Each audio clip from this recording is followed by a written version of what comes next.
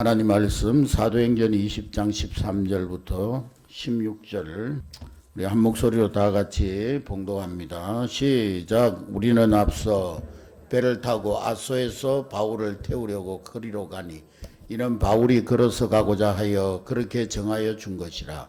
바울이 아소에서 우리를 만나니 우리가 배에 태우고 미들레네로 가서 거기서 떠나 이튿날 기오 앞에 오고 그 이튿날 사모에 들르고 또 그 다음날 밀레도에 이르니라.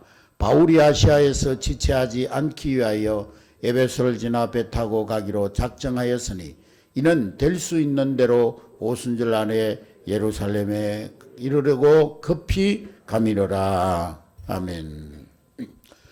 요즘 코로나가 이제 정말 극성을 부리면서 하루에 10만 명 이상 확진자가 나오면서 폭발적인 그런 감염세를 보이고 있습니다. 그래서 자가 격리하는 분들이 많고 지난해에만 해도 밀접 접촉자들을 강제적으로 격리를 시켰는데 지금은 이제 국가가 다 통제할 수 없는 그런 수준에 이르렀기 때문에 이제 자발적인 그런 자가 격리를 제한하고 있습니다. 이제 각자 도생을 해야 되는 그런 때입니다. 코로나에 걸려도 이제는 특별 계층만 관리를 하지 자기가 그것을 약을 먹으면서 잘 극복해야 되는 그런 시스템으로 가고 있습니다. 그래서 코로나 때문에 강제적으로 격리를 당하던 사람들이 많은데 지금은 이제 자가격리, 자발적인 자가격리를 하는 그런 상황이 되어졌는데 오늘 성경에 보니까 성경 안에도 자가격리를 한 인물들이 여러 사람이 등장하고 있습니다. 그 가운데 한 사람이 바로 오늘 우리가 읽은 바울입니다. 그 시대에도 이 코로나 같은 전염병이 있어서 자가격리를 한 것이 아니라 바울은 이따금씩 영적인 자가격리를 했다는 것입니다. 자가격리라는 말은 문자적으로 보면은 다른 사람들로부터 이제 격리되어져서 떨어져서 집에 머문다 하는 그런 뜻을 가지고 있습니다. 그런데 중요한 것은 집에 머무는 것이 포인트가 아니고 따라합니다. 설교는 눈으로 듣는다. 다 저를 쳐다보시기 바랍니다. 눈이 딴 데가 있으면은요 자꾸 딴 생각이 들어와요. 이 눈은 영혼의 창문입니다. 이 영혼의 창문을 통해서 눈을 자꾸 다른 데 쳐다보면은 이 악한 영들이 역사합니다. 그러니까 설교 시간에는 설교자를 잘 집중해서 바라볼 수 있기를 바랍니다. 집에 머무는 게 포인트가 아니고 어느 장소든지 사람들과의 접촉을 피하려고 자가격리를 하는 것입니다. 그래서 자가격리는 스스로 고독하게 지내는 것을 의미합니다. 스스로 고독하게 지내는 것. 바울은 집에서 자가격리를 한 것이 아니고 혼자서 길을 걸으면서 자가격리를 했습니다. 사도 바울의 자가격리는 한마디로 하나님과 독대하는 시간이었습니다. 사도행전을 보면 바울의 선교 여행이 기록되어 있는데 1차, 2차, 3차 그리고 로마 여행, 그중에 오늘 본문은 3차 선교 여행 중에 기록입니다. AD 57년 이 지금 터키 지역, 소아시아 지역을 통과할 때의 기록입니다. 바울은 지금 아가야와 마게도냐의 이방인 교회들이 드린 구제 헌금을 가지고 예루살렘 교회를 향해서 가는 중이었습니다. 바울의 모교회인 예루살렘 교회가 흉년을 당해서 어려움을 당한다는 소식을 듣고 이제 이방인 교회와 그리고 아가야가 교회를 위해서 예루살렘 교회를 위해서 드린 구제 헌금을 모아가지고 예루살렘을 향해서 가는 중이었습니다. 그런데 예루살렘에 가까이 갈수록 흉흉한 소식이 바울에게 들려왔습니다. 유대인들이 바울이 오기만을 벼르고 있었다는 거예요. 그들은 구약 성경을 안다고 자부하고 있었지만은 구약에 기록된 메시아, 구약에 기록된 하나님이 약속하신 메시아가 예수 그리스도라는 것을 믿지 아니하고 알지 못하고 깨닫지 못했습니다. 그래서 예수 믿는 사람들을 핍박하고 예수 믿는 사람들을 이단시했습니다. 바울이 가는 곳마다 예수의 복음을 전파하니까 당연히 유대인들의 눈에는 가시같이 보여졌을 것입니다. 그래서 이 유대인들이 저 이단의 사설을 전파하는 바울이 예루살렘에 오기만 하면 우리가 즉시 체포해서 저를 감옥에 집어넣고 신성모독죄로 죽이리라. 그렇게 작정을 하고 있었습니다. 그런 소문을 듣고 바울의 심정이 어땠겠습니까? 바울도 목석이 아닌 이상 사람인지라 그 마음이 두렵기도 하고 또 그 감정이 착잡하기도 했을 것입니다. 그런 상황 속에서 바울이 취한 한 가지 행동이 오늘 본문에 기록되어져 있는 것입니다. 언론 보면은 바울이 드로아에서 출발해서 밀레도까지 간 여정을 간략하게 소개하는 것처럼 보여지는데 13절부터 16절까지 바울의 여정들이 기록이 되어 있는데 드로아에서 아소로, 아소에서 마둘레네로, 마둘레네에서 기오로, 기오에서 사모로, 사모에서 밀레도로. 그런데 자세히 보면 중요한 사실이 포함되어 있습니다. 드로아에서 아소까지의 여행을 보면은 사도행전 20장 13절 말씀에 보면은 사도행전 20장 13절 우리 다 같이 했습니다. 시작. 우리는 앞서 배를 타고 아소에서 바울을 태우려고 거리로 가니 이는 바울이 걸어서 가고자 하여 그렇게 정하여 준 것이라. 여기서 우리는 바울을 제외한 그의 일행들, 즉 사도행전을 기록한 누가를 비롯한 선교팀들을 가리키는데 그 일행들은 배를 타고 해로로 예루살렘을 향해서 갑니다. 자, 한 60마일, 즉 96km를 배를 타고 가는 거예요. 그런데 바울은 그들과는 다르게 혼자서 걸어서 육로를 따라서 19.5마일, 32km를 걸어서 자청해서 혼자 도보로 올라갔다는 것입니다. 바울이 육로로 혼자 걸어간 것은 그냥 우리가 그냥 혼자 걷고 싶어서 그랬나 보다 그렇게 생각할 수도 있지만은 자세히 보면은 아주 중요한 사건입니다. 바울이 굳이 혼자서 육로로 간 데는 뭔가 특별한 이유가 있었음을 알 수가 있습니다. 제가 우리 청년들하고 학생들 보니까 너무 정신적으로나 영적으로 연약한 그런 약한 모습인 것 같아서 우리 부교육자들한테 우리 아이들 데리고 한번 저 홍성이나 저 전주까지 한번 걸어가 보라고 행군을 해보라고 그러면서 여러 가지 생각도 하고 묵상도 하고 그러라고. 제가 군대에 있을 때 보병을 했기 때문에 보병은 하여간 걷는 게 훈련입니다. 걷는 게.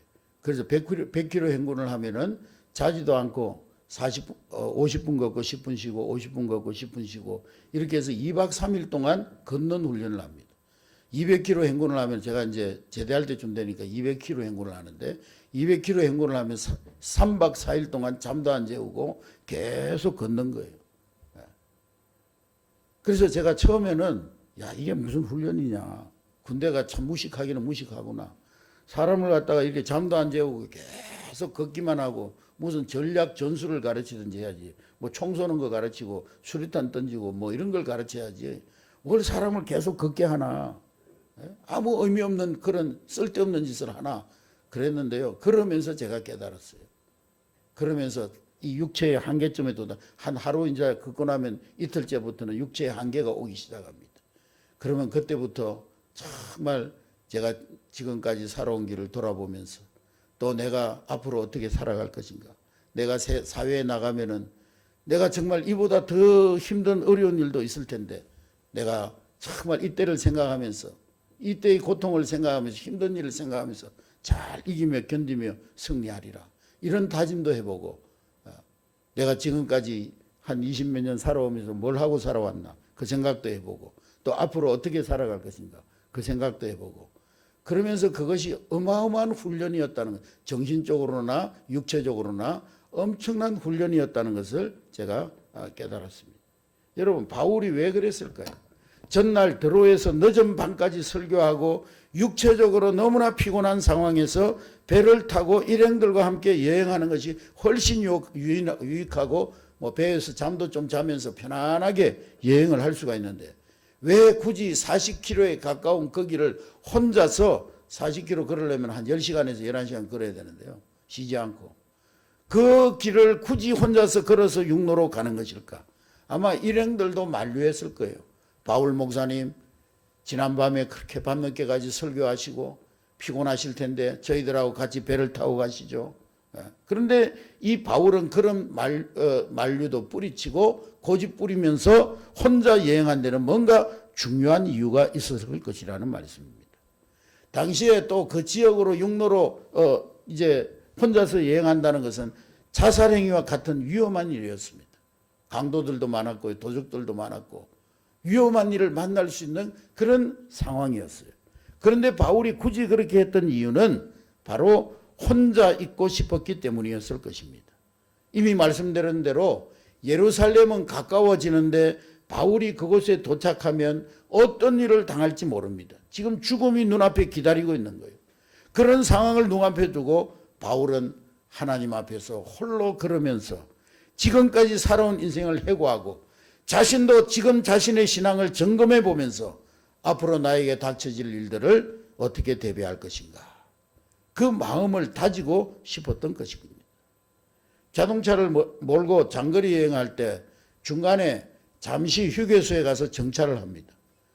그때 주유소에 가서 기름도 넣고 뭔가 차를 점검하면서 이상이 있으면 정비소에 들어가서 기름 치고 조이고 닦고 정비한 후에 다시 출발을 합니다. 왜 그럴까요? 남은 여정을 안전하게 잘 운행하기 위해서 그렇게 하는 것이죠. 바울이 이러한 혼자만의 시간, 즉 영적인 자가격리의 시간을 갖고 난 후에 분명히 그에게 좋은 변화가 있었음을 오늘 14절부터 16절에서 우리는 살펴볼 수가 있습니다. 아수에서 떠나 밀레도까지 갔는데 특이한 사항이 있는데 사도행전 19장 1절부터 41절에 보면은 에베소 교회는 바울에게 아주 정이 든 교회예요. 바울이 개척을 해서 바울이 수년간 동안 이 에베소 교회를 섬겼던 그런 교회입니다. 이제는 내가 예루살렘에 올라가면 언제 이 에베소 교회에 올 수 있을지 아무도 기약할 수 없는 그런 상황이니까 당연히 예루살렘 가는 길에 있는 에베소 교회를 들러야 되는데 그냥 지나쳐요. 그 대신 사람을 보내서 에베소 교회의 장로들을 밀레도 항구로 나오게 합니다. 16절에 그 이유가 있어요. 16절 우리 다 같이 읽습니다. 16절 시작. 바울이 아시아에서 지체하지 않기 위하여 에베소를 지나 배 타고 가기로 작정하였으니 이는 될 수 있는 대로 오순절 안에 예루살렘에 이르려고 급히 가미르라. 16절에 보니까 바울이 아시아에서 지체하지 않기 위해서 에베소를 지나 배 타고 가기로 작정하였으되 될 수 있는 대로 오순절 안에 예루살렘에 가려고 급히 갔다 그랬습니다. 지체하지 않고 급히 가려고 결심했다는 거예요. 구제연금도 예루살렘 교회에 전달해야 되겠고 또 오순절 날이 되면 많은 사람들이 거기에 몰려들기 때문에 빨리 가서 복음을 전하고 싶었던 것입니다. 바울의 모습 가운데 두려움이나 걱정, 망설임 이런 것들이 전혀 보이지 않습니다. 바울은 오직 복음의 열정으로 충만한 그런 모습이었습니다. 그것이 바로 바울이 홀로 걸으며 영적인 자가격리의 시간을 가진 결과였던 것입니다. 여러분, 이것이 너무 중요합니다. 비단 바울뿐만 아니라 오늘 우리도 그러한 영적인 자가격리 시간이 필요한 줄로 믿습니다. 결국 우리 인간은 단독자예요. 단독. 홀로 살아가는 거예요. 태어날 때도 홀로 태어나고 살아가는 것도 홀로 살아가고 죽는 것도 결국에는 혼자 죽는 거예요. 홀로 태어나 홀로 살다가 홀로 죽는 것이 우리 인간입니다. 인간은 하나님 앞에서 단독자입니다. 여러분 주위 사람들과 함께 어울려 사는 것 같지만은 여러분 잘 따져보면 결국 혼자 사는 거예요. 중요한 일일수록 그래요. 여러분들이 자녀들을 너무 사랑하지만은 그러나 대학 시험 보러 갈 때 고사장 문 앞에까지는 갈 수 있지만 동행할 수 있지만 시험 볼 때는 혼자 봐야 되는 거예요. 군대 갈 때도 가족도 친구도 훈련소 문 앞에까지 같이 동행하지만 결국에는 군대 생활 혼자 하는 거예요. 훈련도 혼자 받고 혼자 군대 생활 2년 잘 감당하고 와야 되는 거예요. 아파서 수술 받을 때 보면 수술실 앞에서 헤어져서 혼자 들어갑니다. 혼자 수술대에 누워서 수술 받아야 되는 거예요. 그러므로 우리는 사람들과 어울리는 것도 좋지만은 때때로 혼자 있는 연습을 해야 되는 거예요. 자가 격리를 연습해야 되는 거예요. 이게 안 되면은요, 혼자 떨어져 있을 때 외롭고 고독한 것을 견디지 못합니다. 혼자 있을 때가 가장 중요한 것은 하나님과 함께 해야 되는 거예요. 그럴 때 외롭지 않고 새 힘을 얻어서 승리하는 삶을 살아갈 수가 있는 것입니다. 요즘 우리 현대인들은 다 분주병에 걸려가지고요. 전부 입에 달고 사는 게 바쁘다. 분주병에 걸리지. 뭐 때문에 바쁜지는 모르겠지만은 하여간 아침에 일어나서 밤늦게까지 바쁘다. 그런데 무조건 바쁘게 사는 게 능사가 아니에요. 정신없이 살다가 갑자기 혼자가 되면 진짜 허전하고 외로운 거예요. 인간은 영혼을 가진 존재이기 때문에 하나님과 함께 해야 되는 거예요. 하나님의 형상대로 지원받았다는 것은 우리가 하나님의 속성이 우리 안에 있다는 것과 함께 하나님과 교제하는 삶을 살도록 하나님이 우리 인간을 만들었다는 거예요.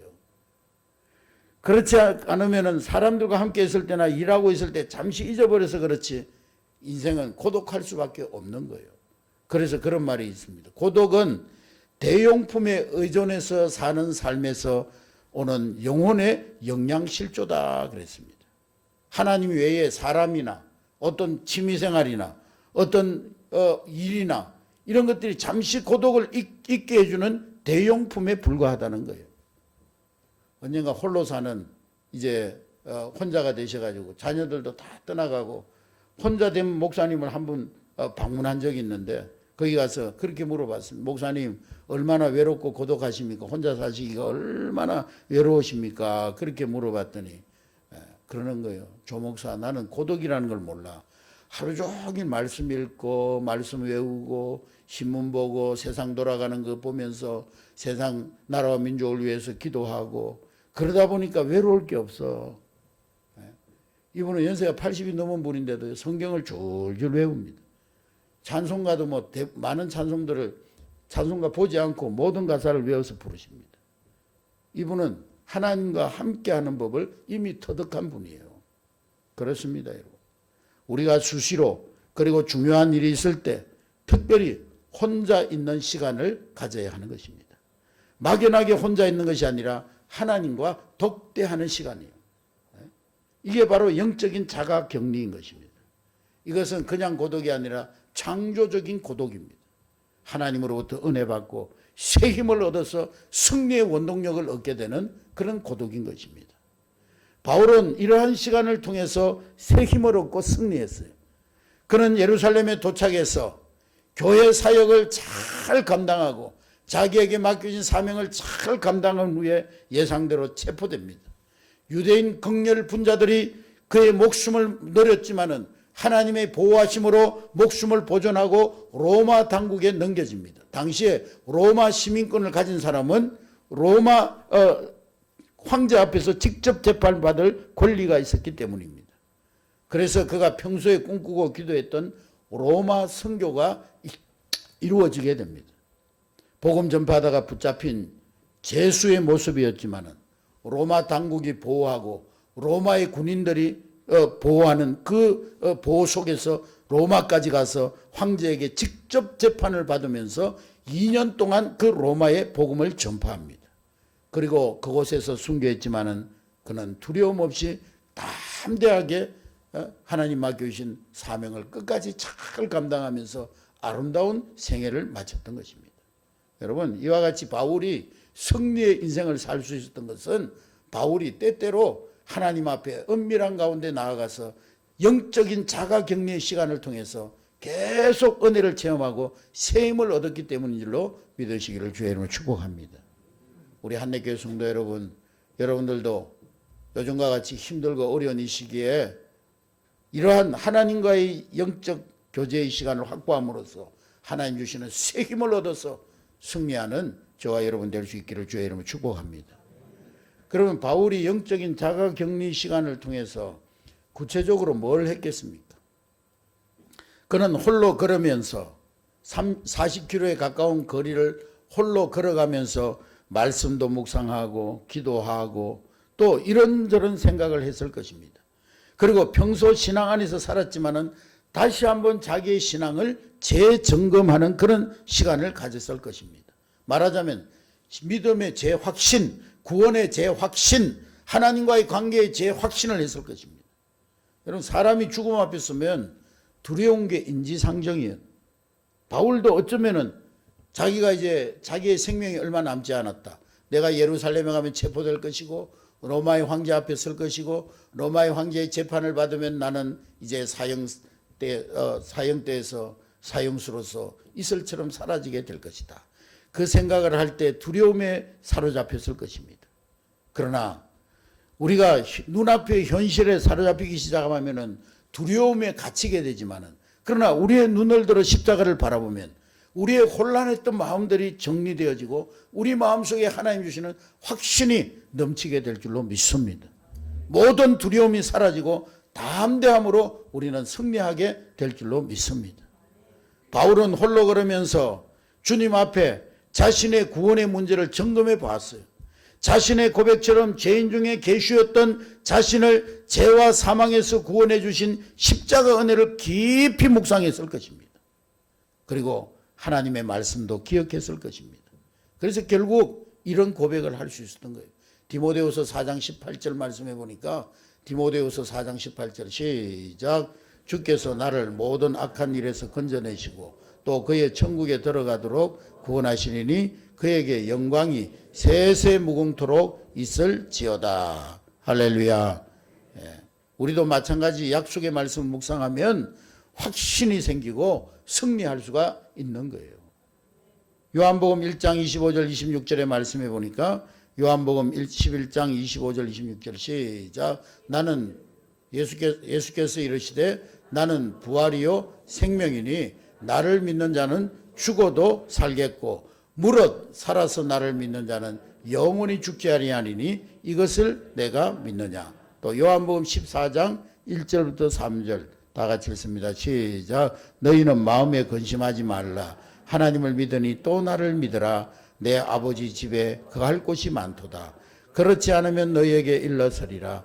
내가 너희를 위하여 처소를 예배하러 가노니 가서 너희를 위하여 처소를 예배하면 내가 다시 와서 너희를 내게로 영접하여 나 있는 곳에 너희도 있게 하리라. 여러분, 우리의 신앙은 편안할 때는 그 신앙이 진짜인지 가짜인지 몰라요. 우리의 신앙은 고난 앞에서 혹은 죽음 앞에서 어떤 태도를 갖느냐에 따라서 우리의 신앙을 가늠해 볼 수가 있는 것입니다. 두려움이 적을수록 신앙의 성숙도가 높고 삶의 만족도가 올라갑니다. 오래전에 돌아가신 목사님이 기억이 나는데, 그분은 항상 밝고 활기찬 모습으로 목회 사역을 감당하고 교회를 섬겼습니다. 몸도 건강하셨어요. 자기 관리를 얼마나 잘하는지. 그런데 어느 날 병원에 가니까 의사 선생님이 간암 말기라는 판정을 하셨어요. 목사님, 이제 얼마 남지 않았습니다. 생을 준비하셔야 되겠습니다. 마무리하셔야 돼, 정리하셔야 되겠습니다. 그래서 이 목사님이 병원에 입원해 계시는데 자녀들이 모여 있고 목사님 누워 계시고 우리 목사님들이 신방을 간 적이 있는데 그 얼굴을 보니까 두려움의 기색이 전혀 없습니다. 이 목사님 병상에서 앉으시던 일어나 앉으시더니 그런 말씀을 하는 거예요. 목사님들, 저를 위해서 기도해 주세요. 제가 낫게 해달라고 기도하지 말고 내가 하나님 부르실 때 평안한 마음으로, 기쁨의 마음으로 하나님 앞에 갈 수 있도록 해달라고 기도해 주세요. 그렇게 부탁을 하시는 겁니다. 그러고 나서 며칠 후에 하나님의 부르심을 받아 평안한 모습으로 하나님께 부름을 받았다는 그런 이야기를 장례식장에서 가족들로부터 들었습니다.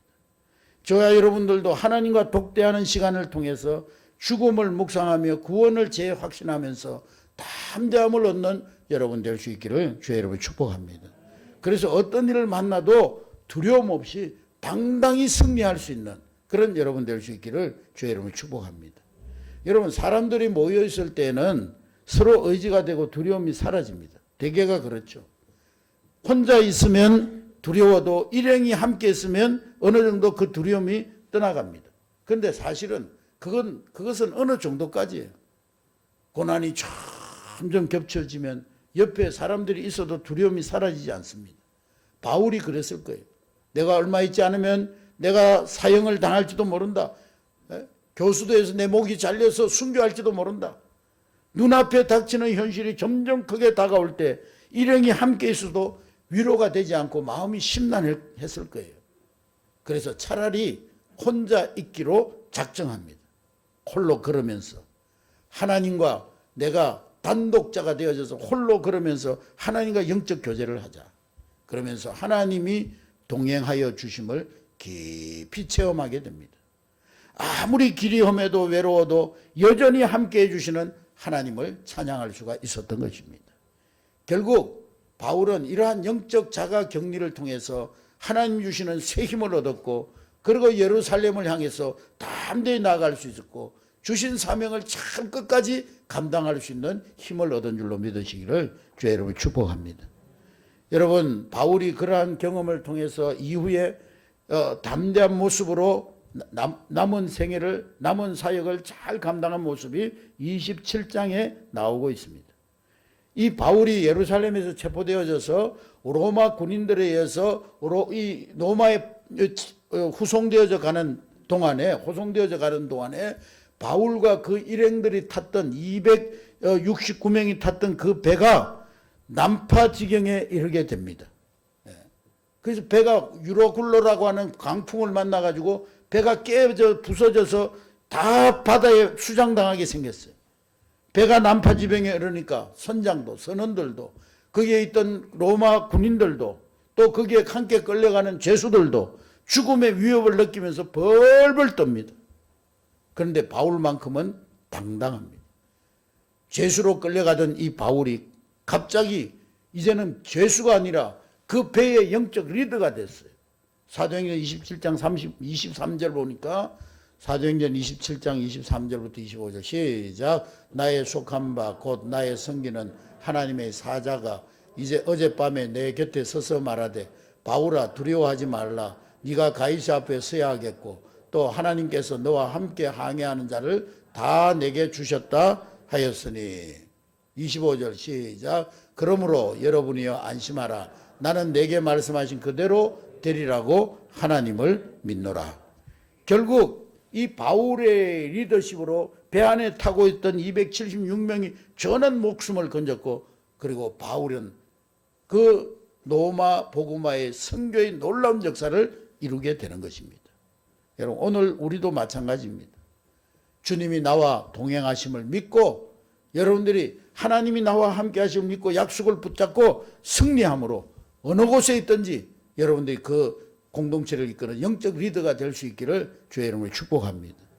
마태복음 28장 20절에 볼지어다 세상 끝날까지 너희와 항상 함께 있으리라. 주님은 이 약속대로 늘 우리와 함께하여 주시는 줄로 믿습니다. 지금까지도 에베네셀의 은혜로 함께 하셨고, 임마누엘의 은혜로 지금도 우리와 함께 하시고, 앞으로 여호와 이레로 우리의 삶을 늘 이끌어 주시고 함께 해주시고 예배해 주실 줄로 믿습니다. 할렐루야. 여러분, 미국과 카나다 사이에 나이아가라 폭포가 있어요. 나이아가라 폭포. 엄청난 규모의 폭포입니다. 그런데 언젠가 한 사람이 그 나이아가라 폭포 사이에 밧줄을 메고 오고 가는 그런 이제 고개를 벌였습니다. 고개사 중에 사를러 블롱댕이라고 하는 프랑스 고개사가 있었는데, 이 사람이 그 나이아가라 폭포에 줄을 쳐놓고 거기를 왔다 갔다 하는 고개를 벌린 거예요. 그것을 구경하기 위해서 많은 사람들이 몰려들었습니다. 이 블랭댕이 이제 그 사람들을 향해서, 군중들을 향해서, 여러분, 제가 지금 맨몸으로 이 나이아가라 폭포를 왔다 갔다 했는데 이제는 내 어깨 위에 원숭이 한 마리를 올려놓고 이 나이아가라 폭포를 왔다 갔다 할 텐데, 여러분, 내가 그것을 할 수 있다고 믿습니까? 군중들이 막 박수를 치면서, 야, 할 수 있다고 당신은. 원숭이 업고도 할 수 있다고. 그래서 원숭이를 등에 업고요, 왔다 갔다 성공했습니다. 그러자 이 사람이 또 물어본, 블랭댕이 또 물어본 거예요. 여러분, 제가 이번에는 한 사람을 등에 업고 왔다 갔다 하려고 그러는데 제가 등에 업고 왔다 갔다 할 수 있다고 믿습니까? 그러니까 사람들이 또 할 수 있다고 박수를 막 치는 거예요. 그러니까 이 블랭댕이, 그러면은 여러분 중에 한 사람이 누가 나오십시오. 여러분 중에 누가 한 사람이 나와가지고 제 등에 업히십시오. 그러면 제가 이 나이아가라 폭포를 왔다 갔다 하겠습니다. 그러니까 전부 숨죽이면서 잠잠하게 아무도 안 나오는 거예요. 그런데 조금 있으니까 한 사람이 진짜 나온 거예요. 근데 그 사람을 등에 업고 건넜다가 오는 그런 아주 놀라운 일이 그 나이아가라 폭포에서 있었던 것입니다. 그 이제 사진을 찍어가지고 거기에 전시해 놨다고 그럽니다. 네. 여러분, 사를러 블랭댕도 대단하지만은 제가 생각할 때는 그 등에 업힌 사람이 더 대단하다고 생각합니다. 그렇잖아요. 어떻게 그 사람을 믿고 엎혀요? 무모할 정도로 대단합니다. 근데 우리는 전능하신 하나님, 실수가 없으신 하나님, 언제나 불꽃 같은 두 눈으로 우리를 지켜보시고 우리와 함께 하시고 우리를 책임져 주시고 동행해 주시는 하나님, 그 하나님을 믿노라고 하면서도 우리를 얼마나 두려워하고 현실 앞에서 망설이고 두려워하고 염려하고 근심하고 믿음이 적은 거예요. 하나님은 나와 동행해 주시고 책임져 주시겠다고 약속하신 말씀, 그 말씀 0.000000 내일 아침까지 0000 1%의 오차도 없이 반드시 지켜주실 줄로 믿습니다. 그 하나님의 동행하심을 확신하면서 승리하는 저와 여러분 될 수 있기를 주의 이름으로 축복합니다. 바울은 홀로 걸으면서 이제 눈앞에 다가온 자기의 죽음을 의식하면서 인생의 의미를 곰곰이 생각해 봤을 것입니다. 내가 지금까지 무엇을 위해서 살아왔던가? 그리고 앞으로 내가 무엇을 위해서 살아야 할 것인가? 내가 지금 이렇게 사는 것이 과연 하나님 앞에 바른 삶인가? 하나님이 나를 이 땅에 보내신 분명한 사명에 합당한 삶을 살아가고 있는가? 바울은요 깊이 묵상했을 거예요. 바울이 걸으면서 그냥 아무 생각 없이 걸었겠어요? 빨리 가서 짜장면이나 한 그릇 먹어야지. 저녁에는 뭘 먹을까? 그런 생각했겠어요? 바울은 내가 지금까지 무엇을 위해서 살아왔고 앞으로 내가 무엇을 위해서 달려가야 할 것인가? 하나님이 나에게 부여하신 사명을 감당하는 것을 생각했을 것입니다. 여러분 인생의 목적은 하나님이 나에게 주신 사명을 감당하는 것입니다. 여러분 이 땅에 왜 삽니까 여러분? 먹고 싸고 하려고 삽니까 여러분? 돈 벌어서 이 땅에 쌓아놓고 가려고 사는 것입니까 여러분? 우리 인생의 목적은 하나님이 나에게 부여하신 사명을 위해서 이 땅에 살아가는 거예요. 하나님께서 왜 내 생명을 지금까지 연장시켜 주셨습니까? 아직도 남은 사명이 있기 때문에 그런 거예요. 사명 다하면 하나님 데려가시는 거예요. 아멘. 여러분 마이크가 성능을 다할 때는 사용이 되지만은 마이크가 이게 오래돼 가지고 이제 성능이 다해 가지고 고장 나 버리면은요 버리는 거예요. 그때는 그냥 수리하고 하다가 그냥 버리는 거지. 우리 인생도 마찬가지예요. 사명 다하는 날까지 하나님 우리를 지켜주시고 함께 해주시고 사명 다하면 하나님 데려가시는 거예요. 인생의 목적은 하나님이 부여하신 사명을 감당하는 거예요. 바울은 그것을 확신했던 거예요. 여러분 우리는 주님의 것입니다. 우리의 인생은 주님의 것이에요. 내 마음대로 사는 게 아니에요. 또 내 마음대로 되지도 않아요. 여러분 인생이 여러분 마음대로 됩니까 여러분? 2022년도에 내가 이거 하고 저거 하고 이거 하고 이만큼 돈 벌고 이만큼 내가 뭐 하고 여러분들이 계획한 대로 됩니까 여러분? 왜 안 돼요? 내 인생의 주인이 내가 아니기 때문에. 하나님이 내 인생의 주인이기 때문에 그런 거예요. 그러므로 주님의 뜻대로 사명을 위해 사는 것이 가장 지혜롭고 가장 복된 인생임을 깨달을 수 있기를 주의 이름으로 축복합니다. 그래서 바울은 로마서 14장 7절부터 8절에 외치기를 로마서 14장 7절부터 8절 시작. 우리 중에 누구든지 자기를 위하여 사는 자가 없고 자기를 위하여 죽는 자도 없도다. 우리가 살아도 주를 위해 살고 죽어도 주를 위하여 죽나니 그럼 사나 죽으나 우리가 주의 것이로다. 바울은 사명을 재확신하고 사람을 보내서 불러온 에베소 교회 장로들에게 고별 설교를 하고 있습니다. 그때 한 말 중에 하이라이트와 같은 부분이 바로 사명에 관한 거예요. 사명에 관한. 에베소 교회 장로들에게 내가 지금 이제 예루살렘에 올라가면 죽을지 살지 모르니까 될 수 있으면 내가 오래 살 수 있도록 기도해 주세요. 그런 것이 아니라 바울은 에베소 교회 장로들에게 내가 예루살렘으로 올라가면 하나님의 뜻대로 이제 내가 복음 전하고 죽는 날까지 내가 사명 감당하다가 죽을 것입니다.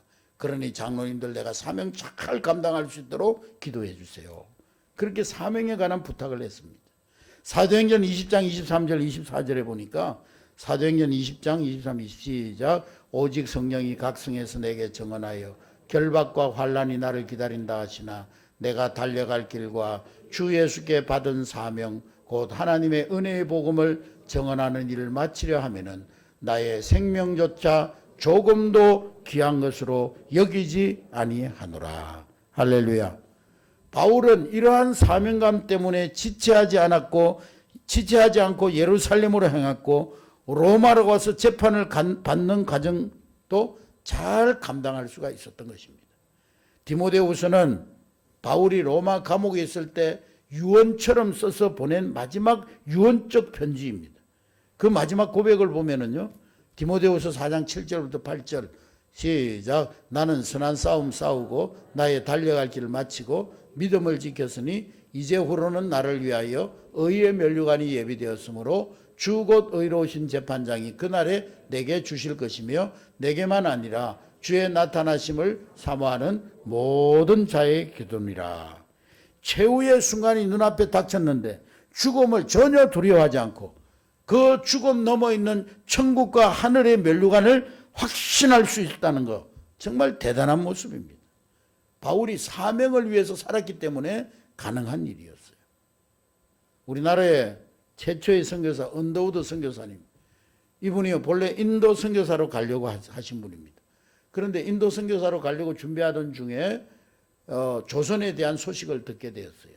아시아의 조그마한 나라, 예로부터 우상 섬기고 귀신 섬기고 정말 미개하고 못 사는 나라, 그런 나라가 있는데 그 조선에 관한 정보를 듣고 이 언더우드의 마음속에 그 조선에도 누군가가 가서 복음을 전하면 얼마나 좋을까.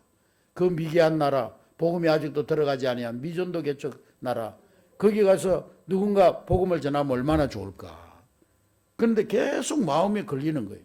그래서 작정하고 하나님과 독대하는 시간을 가졌는데 그때 하나님의 음성이 들려왔어요. 네가 가면 안 되겠느냐.